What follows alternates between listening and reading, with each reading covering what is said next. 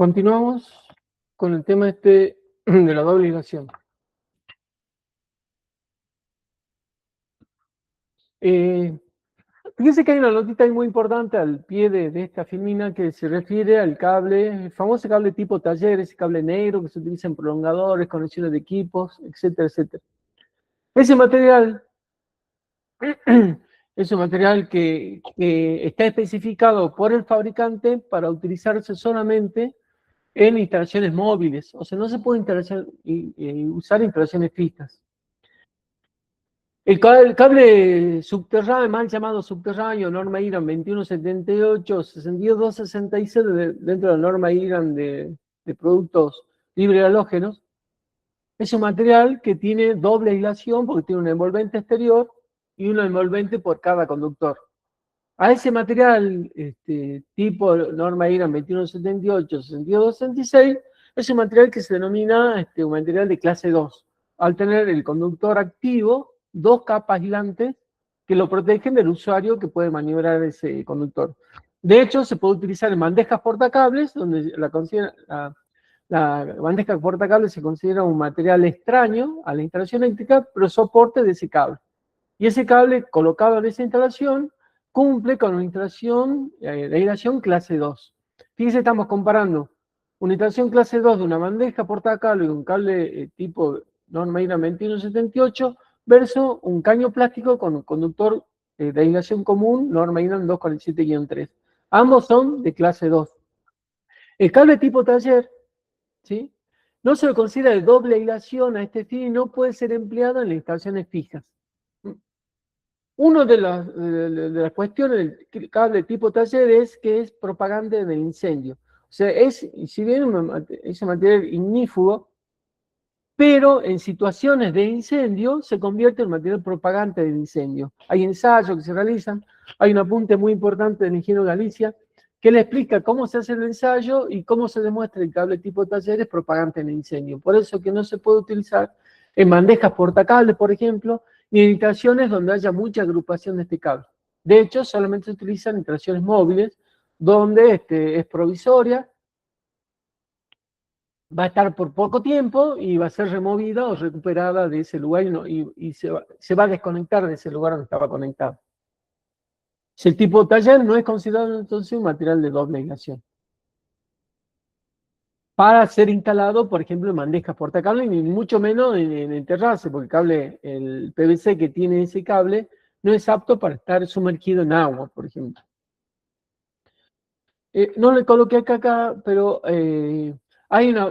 lo trato mucho más adelante, pero quería traer a la locución esto, que dentro del reglamento de la norma EGA 9364, parte 5, el último capítulo, y en 2 hojitas que están en ese libro, hay un concepto que se llama materiales de aislación clase 2 por aislación suplementaria. O sea, convertir una envolvente metálica en un envolvente con aislación suplementaria tipo clase 2. O sea, el esquema de construcción o el sistema de construcción en su interior se hace de tal forma que el envolvente total se comporta como sería un material de aislante clase 2. Para ello se colocan bandejas aislantes sobre aisladores en el fondo de ese gabinete metálico. Sobre esa placa aislante se colocan cable canales y dispositivos y cables contenidos dentro del cable canales para evitar que estos cables se suelten y tomen contacto con el envolvente en su exterior.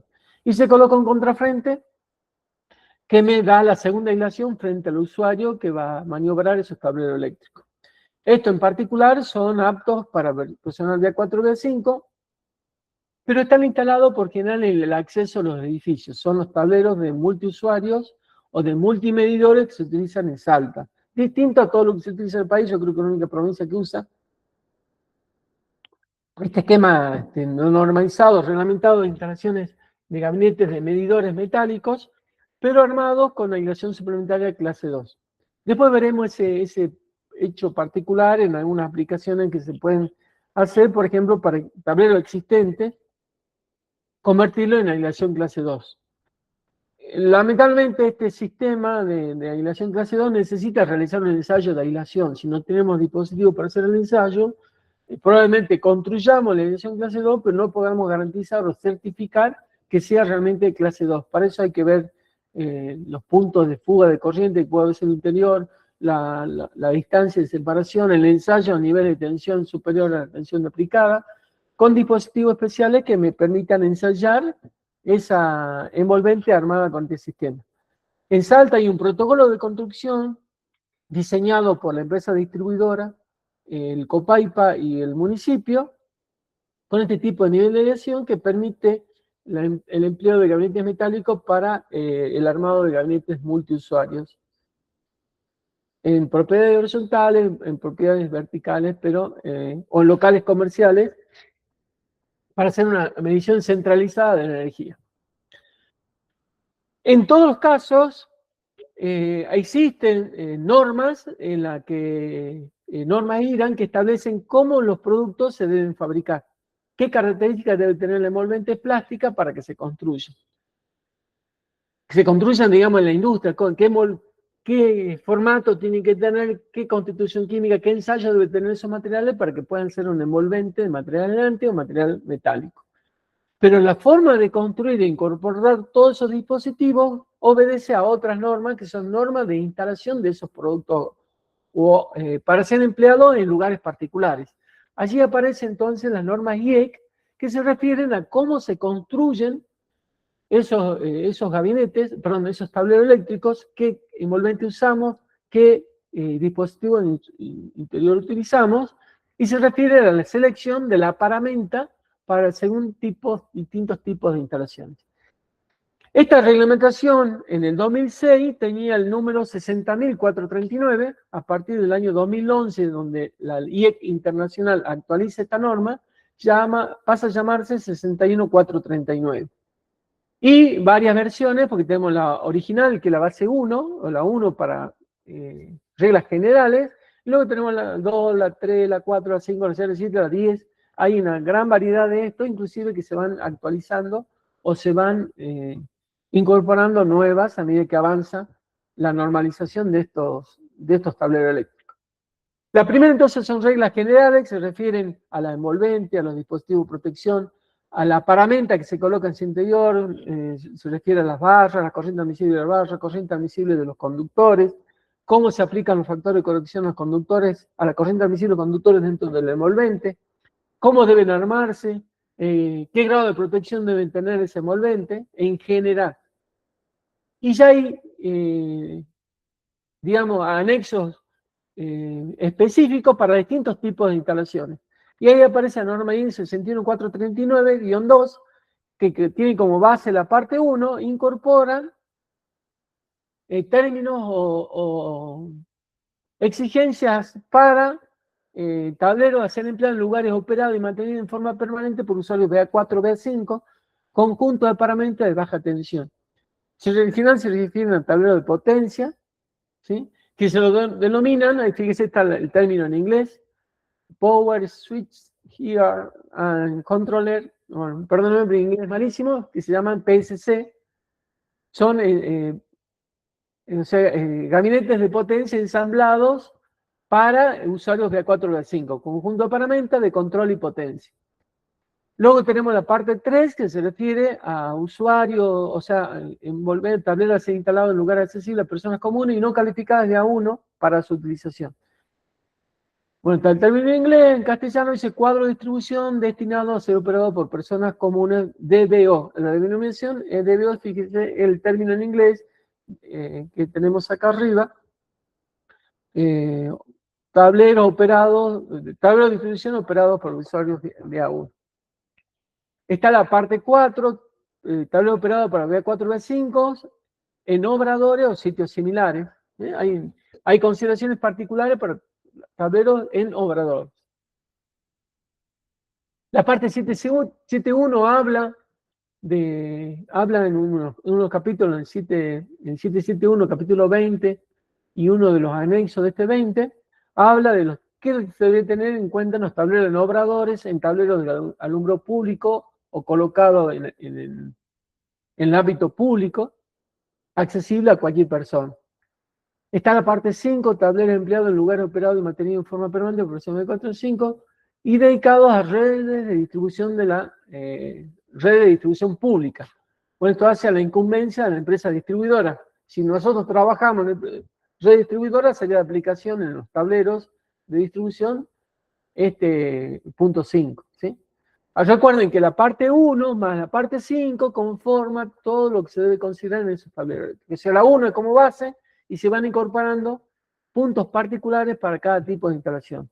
La parte 6 se refieren a blindo barras. Acá en Salta conozco un solo lugar que tiene blindo barras, que es el Super Libertad, el Hiper Libertad de Salta, tiene blindo barras en la distribución, por ejemplo. Tienen algunas industrias, en la minería hay varias industrias que tienen blindo barras. Blindo barra es un cajón de material grande que en su interior contiene las 4 barras de 3 fases y neutro, y con accesorios particulares de acople, inclusive de bajada de energía hacia puntos de conexión. Un sistema que requiere, entonces, protecciones particulares para ese esquema de conexión. Y la parte 7, montaje para aplicaciones específicas como marina, camping, plaza, mercado, estaciones de carga de vehículos, etcétera, etcétera. Hay otras que, bueno, no las puse, pero tengamos en cuenta que la parte 1 y cada una de estas son para aplicar en la construcción de tableros de distintas naturalezas. El reglamento las toma como referencia y yo le compartí, creo que la parte 1, si no me equivoco, como archivo anexo para el estudio.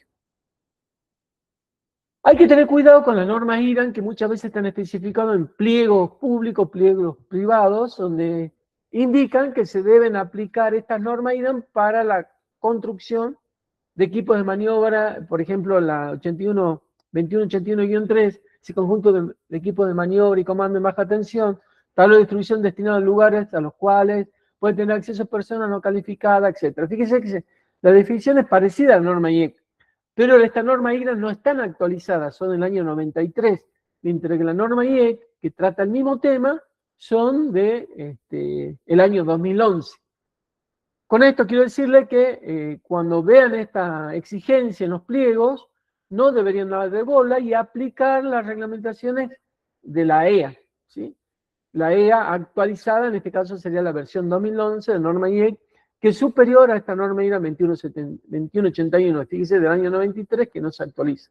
Por lo tanto, información vieja, que tiene muchas dispositivos modernos, tecnología nueva, que ni siquiera lo tuvo en cuenta cuando se analizó esta norma IRAN. Luego aparecen las normas de los productos a utilizarse, de las envolventes a aplicarse en las instalaciones para usuarios de A1 o de A4. La norma IEC 60670-24 es una norma doble porque, así como indica cómo son los productos que se utilizan, también indican cómo deben armarse o cómo debe estar constituida su provisión para que se pueda armar. Por ejemplo, son tableros que vienen ya con su riel DIN, con su contrafrente, con su bono de puesta a tierra, todo listo para que el instalador incorpore los dispositivos de protección. Se refiere por general a gabinetes que ya viene como prefabricado o protocolizado para poder armar el tablero eléctrico. Y bajo esta norma se puede instalar dispositivos de protección hasta 125 amperes como máxima, ¿sí? Después veremos otra característica particular de esta norma, pero está muy acotada a consumos por debajo de los 250 amperes, con carga o circuitos con una máxima de 125 amperes. Estamos hablando de envolventes hasta de 1 metro por 60 centímetros de ancho. Si es de material aislante, va a estar limitada a la energía que en su interior, a la cantidad de elementos que se pongan en su interior, y si son gabinetes metálicos, va a estar dentro de esta norma, pero van a ser protocolizados hasta cierto nivel de corriente. El fabricante debe establecer bajo esta norma cuál es la máxima corriente que puede manejar o maniobrarse dentro de cada envolvente. Hay envolventes hasta 63 amperes, hay envolventes hasta 125 amperes, envolvente que admite hasta 250 y otras de mayor capacidad. Y luego aparece la norma 62.208, que solamente se refiere a envolventes o gabinetes vacíos antes que se incorporen los aparatos de maniobra y protección, tanto en lugares interiores como en la intemperie. La 62.208 también abarca la domiciliaria, pero abarca mucho más las instalaciones que se llaman building, estamos hablando de instalaciones de centros comerciales, de la industria, de instalaciones de gran capacidad de suministro de energía, ¿sí? ¿Cuáles son los parámetros que tiene la norma I 60670-24 que se aplica a todos los gabinetes que utilizamos en la instalación de domiciliario o comerciales, locales unitarios? La tensión de servicio no supera los 400 voltios. Limita la corriente de alimentación que no exceda los 125 voltios. Perdón, amperes. Tiene corriente máxima permitida por los dispositivos de maniobra y protección a montar. Limita la corriente de cortocircuito. O sea, se puede colocar en lugares con una corriente de cortocircuito menor a 10 kA. En la industria hay valores de corriente mayores a este. En los domicilios puede llegar a 10 kA en el caso que el tablerito esté debajo de un transformador, por ejemplo, de 315 kVA, que es el transformador, o 400 kVA. Ahí puedo llegar a tener este nivel de corriente de cortocircuitos, así puedo poner este tipo de tableros. Por supuesto que la técnica al colocar ese tablero se debe elegir un poder de corte adecuado a ese poder de cortocircuito que existe en el lugar. Dice, están previstos para que personal calificado le incorpore in situ los dispositivos de equipo eléctrico, porque ya viene con contrafrente, viene con riel, a veces viene con barra de puesta a tierra, con orificios precalados para colocar conectores. Inclusive algunos vienen con nivel para poder amurarlo con un nivel y que quede perfectamente horizontal, perfectamente vertical, ¿sí? Son cuestiones que estos gabinetes ya vienen provistos por el fabricante. Deberán verificar, si esto es algo importante que muchas veces no se tiene en cuenta, que los tableros de este tipo de construcción, de este tipo que cumplan con esta norma, se debe realizar una verificación de la potencia disipada por los dispositivos que están en su interior. Sabemos que una térmica tiene ya veremos, analizaremos con más profundidad, pero generan calor, porque internamente tiene un bimetálico. Un bimetálico son dos chapitas de distintos grados de hidratación que al paso de la corriente levantan temperatura. Cuando la temperatura supera el calibre, hace saltar la térmica para evitar la sobrecarga del conductor. Entonces siempre va a generar calor en mayor o menor grado. Depende de la corriente de la que estemos hablando y el conductor que esté protegiendo. Todo ese calor incorporado dentro del envolvente debe ser disipada por la envolvente para que no se concentre y empiece a elevar la temperatura interior. O sea, el envolvente tiene que tener una capacidad de disipar ese calor. Esa capacidad de disipación la debe otorgar o la debe ensayar el fabricante, indicar en su ficha técnica o en el envolvente, como lo hace, por ejemplo, Rocker, pone un sticker que dice que el envolvente tiene un poder de disipación de 18 watts, 36 watts, 54 watts. O en la ficha técnica indicar cuál es el watt. A este watt me estoy refiriendo a potencia calorífica, no a potencia eléctrica. Cuando hablo de watt calorífica me refiero a potencia calorífica y no a potencia eléctrica. Después veremos que hay un trabajito que hay que hacer, un cálculo para verificar que la disipación de un gabinete satisfactoria para todo el elemento que colocaremos en el interior. Dice la temperatura ambiente de 25 a 40 grados como máximo, un mínimo de -5. Dice ocasionalmente 35 grados entre 24 horas, bueno, bastante exigente con respecto a la temperatura de uso de esa instalación. Por lo general estos gabinetes están en interiores y los que están en exteriores tienen otras condiciones que garantizan la disipación térmica de ese envolvente. Y la IEC 62208, fíjense, ya se refiere a nivel de tensiones superiores a los 400 voltios, estamos hablando de 1000 voltios, que deben cumplir con la norma IEC de construcción 61439 en sus distintas versiones, y la frecuencia de la red debe ser menor de 1000 Hz, y puede tratarse también con tensiones continuas de 1500 voltios. Estos gabinetes son aplicables, por ejemplo, a instalaciones fotovoltaicas, donde en algunas oportunidades, según la cantidad de string que yo tenga, puedo llegar a un nivel de tensión en los tableros de corriente continua de hasta 1500 voltios. Porque hay inversores que trabajan con un rango de tensión, supongamos, de 600 a 1500 voltios. Entonces yo puedo conectar a ese dentro de ese gabinete los elementos de protección para trabajar con ese nivel de tensión. La conformidad con los requisitos de seguridad de la norma de producto aplicable es responsabilidad del fabricante final del tablero. O sea, nosotros como instaladores, o el proyectista, mejor dicho, el fabricante final sería el instalador que termina de armar el tablero eléctrico, más allá que el fabricante declare que ese producto es de aislación clase 2, si yo lo construyo y no tengo en cuenta que no haya ninguna parte metálica que esté en su interior y salga hacia el exterior, como por ejemplo un tornillo de fijación de la caja en un gabinete clase 2, que yo lo ponga para amurar el gabinete a una pared o dentro de una pared de Durlock a la estructura metálica, y esa cabeza de tornillo se encuentra desnuda dentro del gabinete en contacto con los cables, con los elementos de distribución interior, ese nivel de aislación clase 2 que tenía originalmente la envolvente se perdió por ese tornillo colocado de esa forma. O sea, si yo colocaría ese tornillo, debería tener una tapita. De hecho, los fabricantes proveen un sector de la caja interiormente, que tiene un cilindrito sobrepuesto, sobre el que se puede colocar un tapón de silicona que ya viene previsto por el fabricante. Entonces yo perforo, pongo el tornillo, y luego tapo con ese taponcito la cabeza del tornillo, para que mantener la doble aislación del envolvente.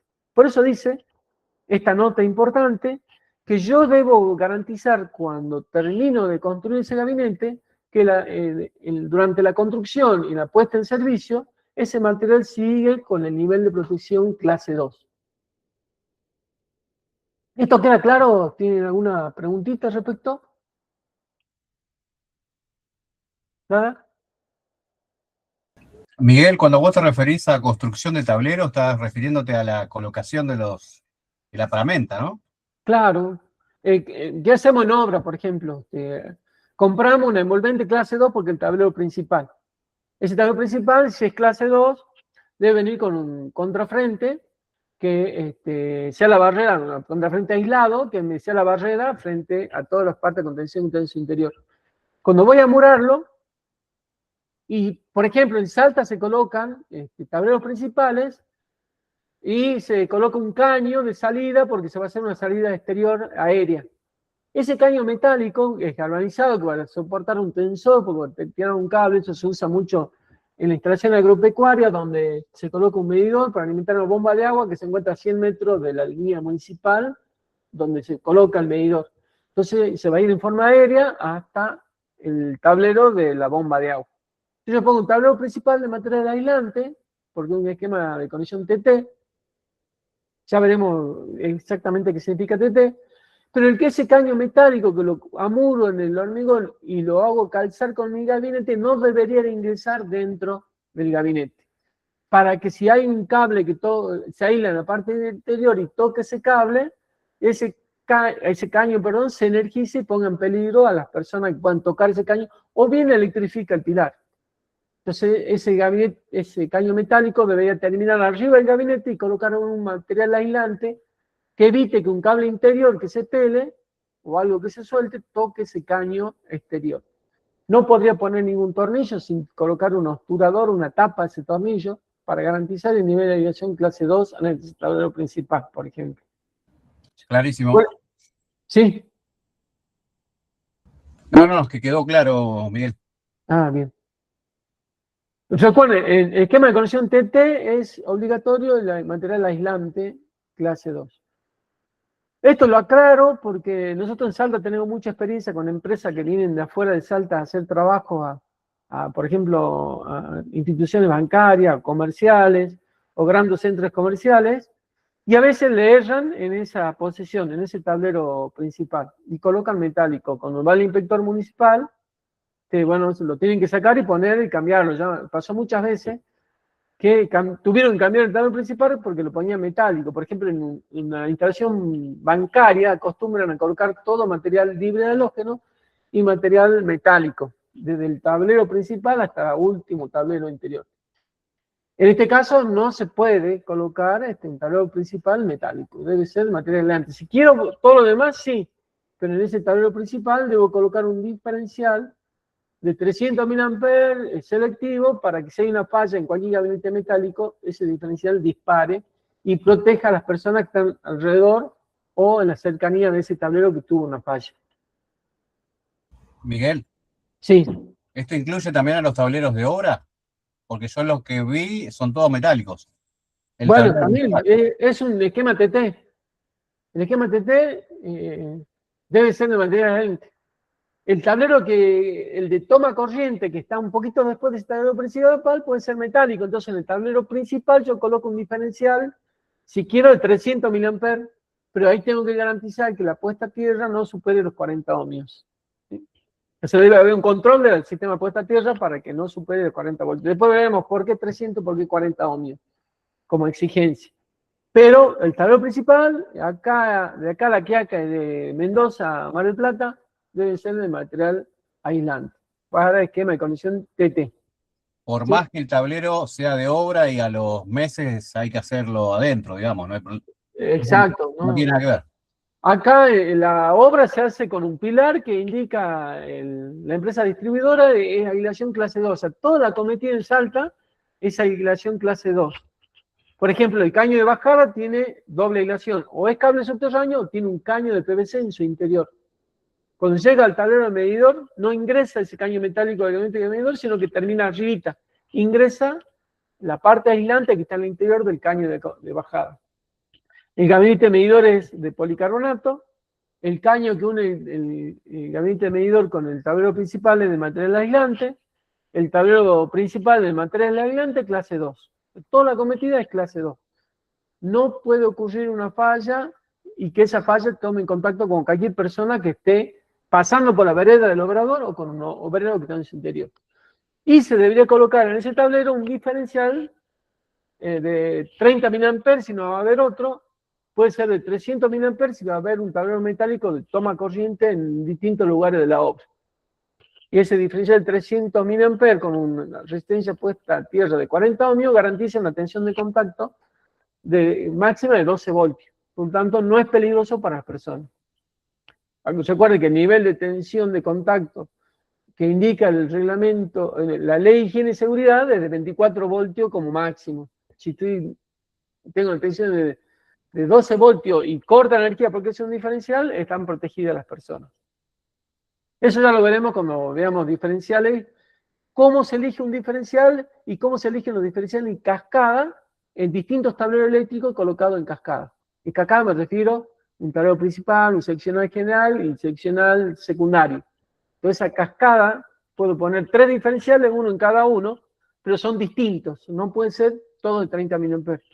El 30 mA lo pongo en circuitos terminales, el de 300 mA lo puedo colocar en el punto medio, 100 mA, y 300 mA lo puedo colocar en el tablero principal, pero aparte que sea selectivo. Ya veremos por qué selectividad. Acá, bueno, estas son las ofertas que tenemos nosotros en Salta, y acá yo quería, ya lo saqué, pero había un error conceptual en los fabricantes. En esta lámina ya la sacaron, de donde decía que los gabinetes que ellos proveían cumplían con la norma IEC 61439-1-2. Y la envolvente, al estar vacía, no puede cumplir la norma IRAN, la norma IEC 61439, porque esa norma se refiere al gabinete armado con toda la paramenta que corresponde. Entonces los gabinetes correctamente deben estar especificados, como dice acá, que cumpla la norma IRAN 62670, ¿sí? O la norma IEC 60670. Fíjese que la norma IRAN ha tomado el número de la norma IEC y le agregó el número 2, ¿sí? O sea, este gabinete cumple la norma IRAN 62670 o la IEC 60670-1. ¿Sí? La IRAN está hecha, redactada, digamos, con un criterio argentino, es un instituto de racionalización de materiales.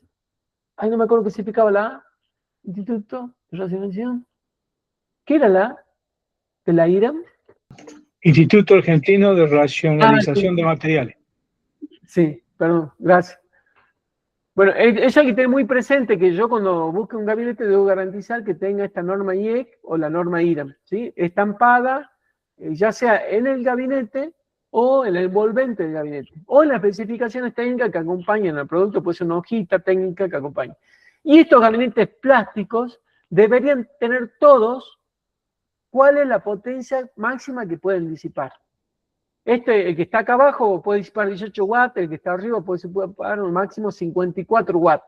Después veremos cómo se calcula la potencia que disipa cada térmica de acuerdo a la cantidad de polvo y a la corriente nominal de cada térmica. También está establecido en el reglamento y lo trata con bastante profundidad con un ejemplo bien sencillo, pero bien ilustrativo.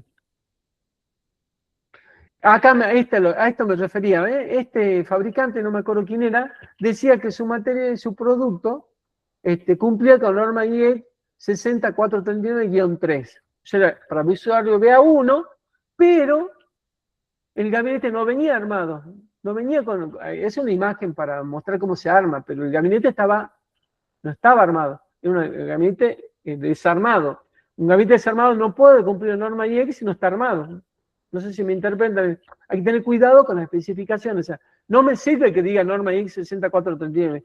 Debería decir norma IEC 60670-1, por ejemplo. Sí tiene indicada la tensión del servicio, la frecuencia del servicio y la clase de aislación que tiene el producto. Recuerde que esta clase está garantizada por el fabricante, pero yo cuando la construyo debo garantizar ese nivel de protección que se mantenga. O sea, este gabinete que está acá, una parte metálica del interior no puede salir hacia afuera sin que esté cubierta interiormente. No puedo poner un tornillo para fijarla, por ejemplo, a los parantes del Durlock. Si pongo un tornillo, a ese tornillo le tendré que poner algún recubrimiento aislante para que no sea un punto de fuga de corriente de algún cable que se suelta en el interior hacia la estructura del Durlock. Eso hay que tener mucho cuidado y no perder ese nivel de aislación. Acá tenemos para usuarios BA4, BA5. ¿Sí? Esto tiene un contrafrente. Acá abajo, a ver, ¿tenía o no tiene? No tiene contrafrente. Bueno, esto es un gabinete que lo provee un fabricante de corrección de factor de potencia. Ellos declaran que son usuarios de A4 y A5, pero si se fijan, no hay un contrafrente acá que me cubra las borneras de conexión de los contactores, de los contactos de los capacitores. Esto tiene un borne accesible acá abajo. Esto tiene un borne accesible, sigue la tensión de alimentación para poder alimentar el relé barimétrico. O sea, son cuestiones que el fabricante no tuvo en cuenta. Este gabinete sí se lo puede convertir para ser apto para usar el BA4 o BA5 cuando reemplazo a este dispositivo que está acá, el seccionador bajo cargo, con este tipo de seccionador bajo carga, con manija, pero esta manija la traslado a la puerta. La traslado a la puerta y hago que cuando se abra la puerta, únicamente se puede abrir cuando esa manija esté en posición desconectado. Está en posición desconectado, me habilita la apertura de la puerta, ingreso, y lo único que tengo que garantizar es que los bornes de conexión de tensión que ingresan a la parte superior tengan un grado de protección IP40. En este caso, acá tengo grado IP20 nada más, debería darle un grado de protección, IP20 digo, IP20 porque fíjese que los toricitos es mucho menor que el diámetro del dedo. Tengo terminales que me tapan el contacto. Debería ver que el contacto que tengo en ese interruptor no es accesible con el dedo.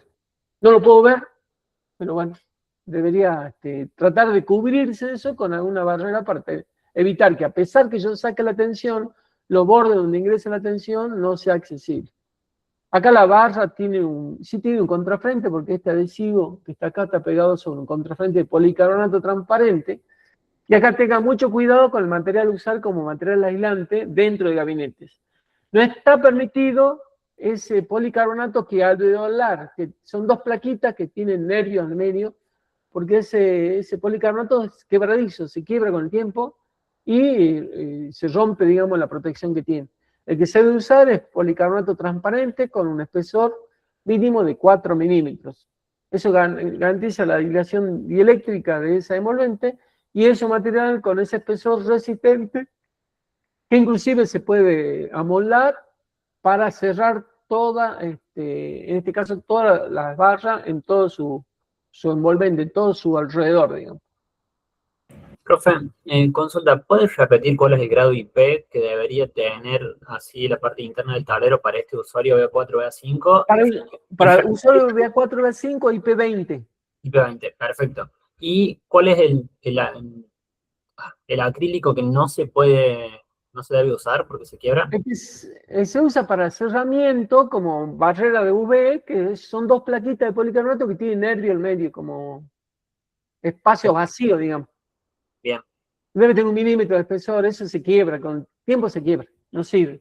Perfecto. El que se usa es el policarbonato transparente de 4 milímetros de espesor. El acrílico tampoco sirve porque no tiene buena estabilidad, también se quiebra.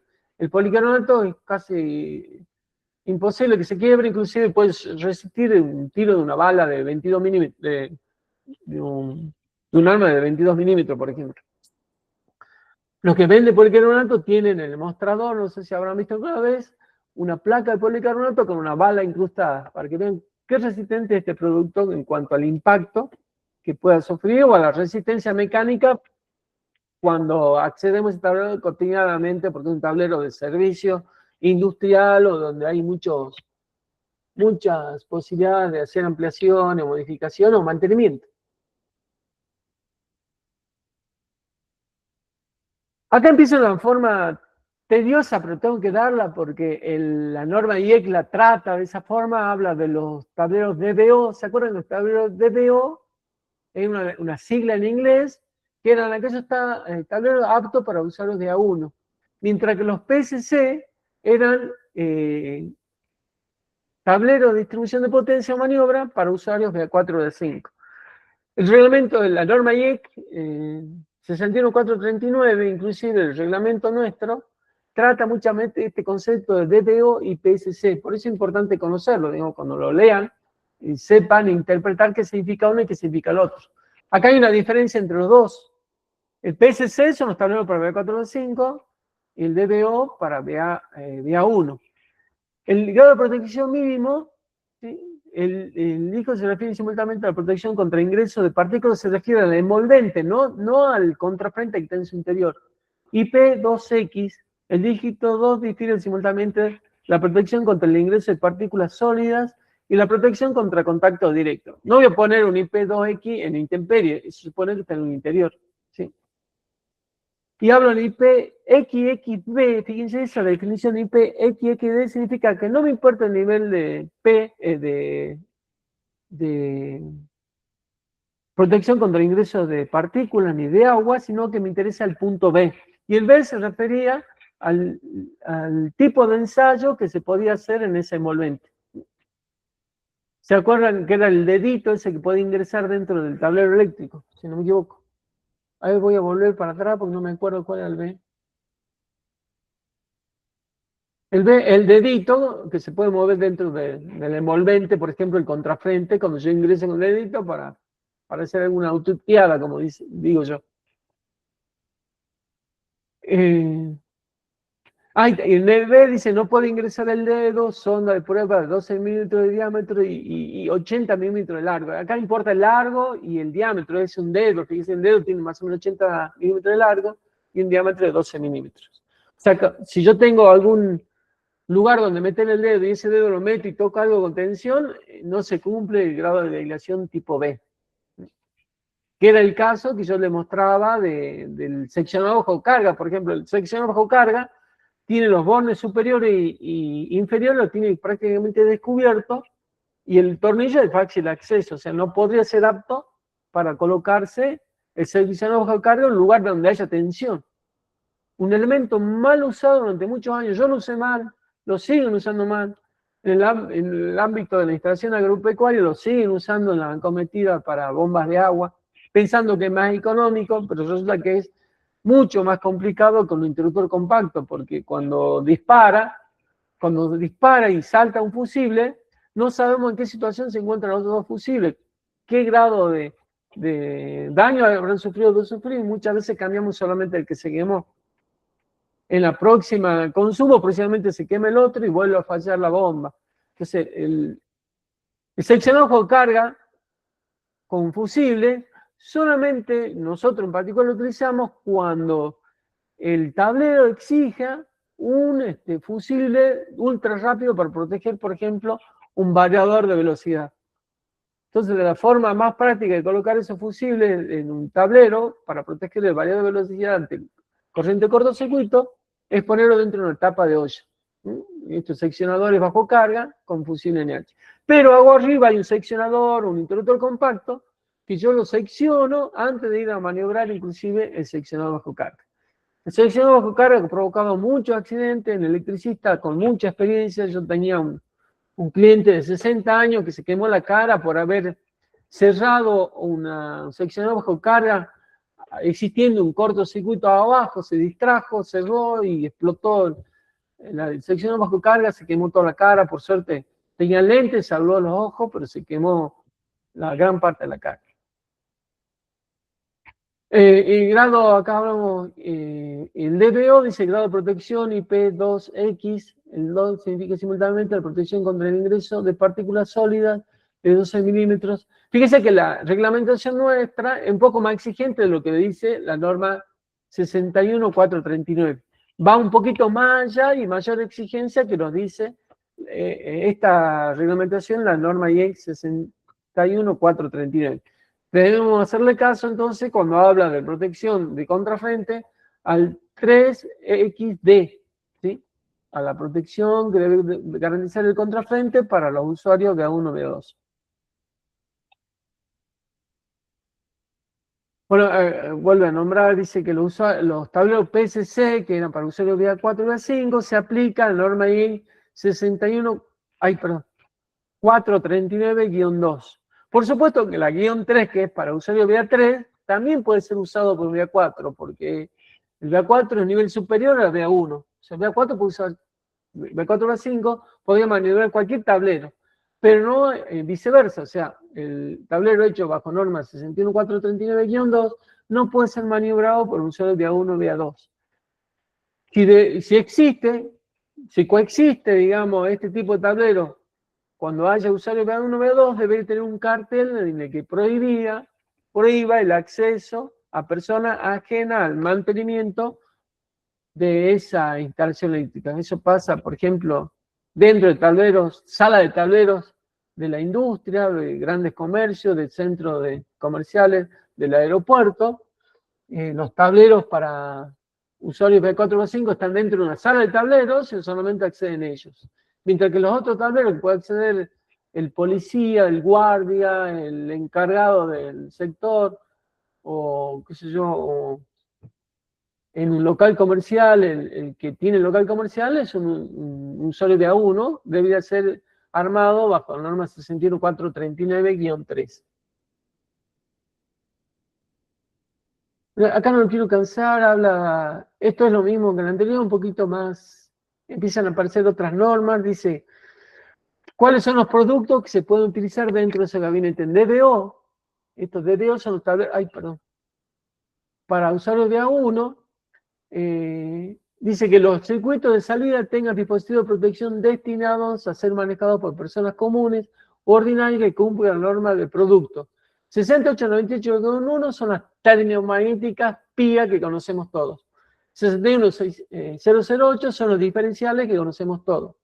Los normas IEC 61009 son diferenciales especiales distintos a la anterior, como por ejemplo los block bici.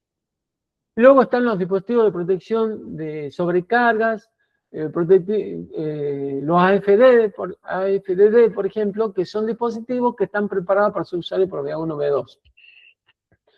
Una tensión máxima de 300 voltios, los circuitos de salida no superan los 125 amperes y la corriente asignada del tablero no supera los 250 amperes. Acá tengan en cuenta la corriente máxima en un dispositivo interior de 125 amperes. Casualmente, 125 amperes es el máximo calibre de la térmica formato DIN. La térmica formato DIN, que tiene un ancho de polo de 27 milímetros, tiene una capacidad máxima de 125 amperes. Esto no quiere decir que en cualquier tablero puedo poner una térmica de 125 amperes. Yo debo garantizar que ese gabinete de material aislante, donde pongo una térmica de 125 amperes, tenga la capacidad de disipar el calor que genera esa térmica, que es bastante importante. Bastante importante, créanme, no puedo poner una térmica de 125 amperes en un tablerito de 24 polos, porque no tiene capacidad para disipar el calor de la térmica de 125 amperes.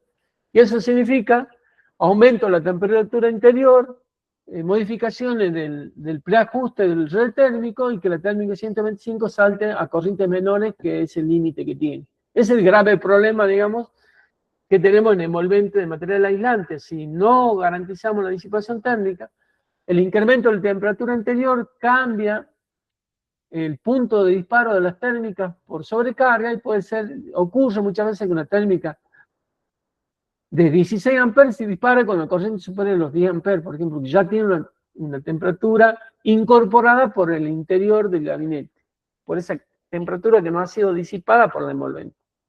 El reglamento me dice que debo verificar la disipación térmica de los tableros, que tenga la capacidad de disipar el calor interior generado por los dispositivos colocados en su interior. Bueno, hay otra característica de DBO. Y ahora con respecto a la norma, ¿se acuerda que era la 60670? Y para un tipo de envolvente que ya venía con Real DIN, con todos los accesorios formados, como este envolvente que está acá, por ejemplo, es un Table Plus, que tiene un contrafrente precalado, tiene Real DIN con soporte, el envolvente material aislante, donde tiene una cierta capacidad de disipación para disipar energía. Como el grado IP es 3XD, puede ser apto para un usuario tipo DA1, DA2 o DA3.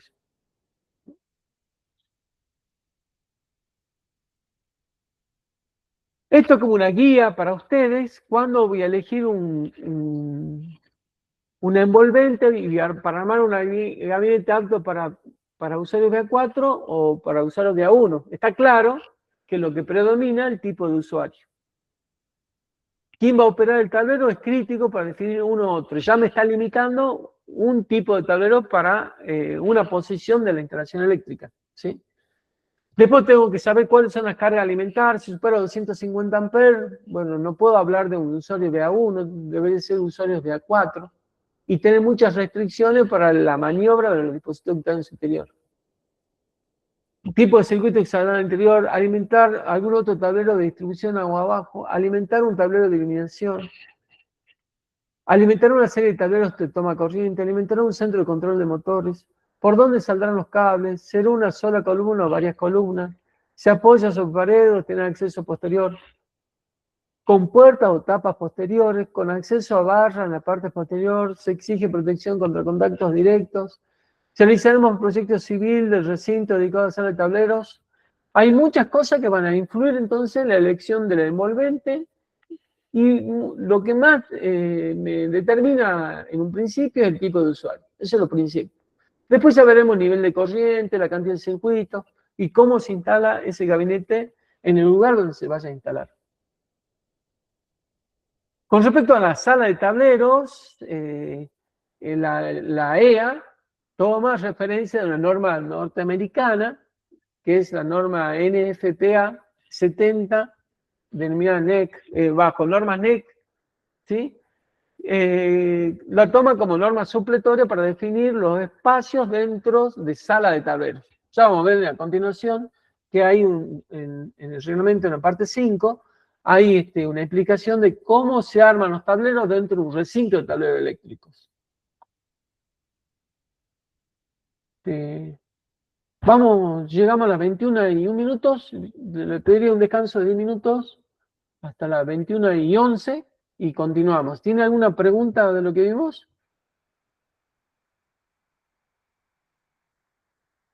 ¿Ninguna? Por lo Sí, menos avísenme. sí, profe, le consulto. Los Sí. tableros que cumplen con la 6670, Sí, para verificarlos térmicamente, sí. ¿hay que hacer uso de la norma de la AEA exclusiva para eso, la 90, no me acuerdo qué norma es. No, acá en la parte 7 hay un capítulo donde te explica cómo considerar los valores de potencia de cada dispositivo y cómo calcular la potencia total generada por el interior. No hace falta aplicar otro reglamento. Perfecto, o sea, pero este tipo de tablero porque te da la potencia que puede disipar la envolvente. Claro, para La eso duda, sí. la duda que para yo eso tenía, esa potencia que te da la envolvente, no especifica en qué medio de instalación está, si está empotrado, si está... sí, sí te indica. Después vamos a ver, yo tengo unos folletos de una Bien. marca donde me indica el gabinete si está embutido o si está aplicado, porque hay gabinetes que están preparados para embutirse y hay gabinetes que están preparados para sobreponerse. El Perfecto, mismo cantidad térmica tiene distintos niveles de disipación. El que está embutido disipa más que el que está sobrepuesto, por ejemplo. perfecto. Bueno, Y ya lo vamos a ver en un ejemplo que vamos a hacer del cálculo térmico. perfecto. Gracias. Bien. Bueno, entonces vamos un descansito, yo necesito ir al baño. Así que volvemos enseguida a las 21:11. Dale.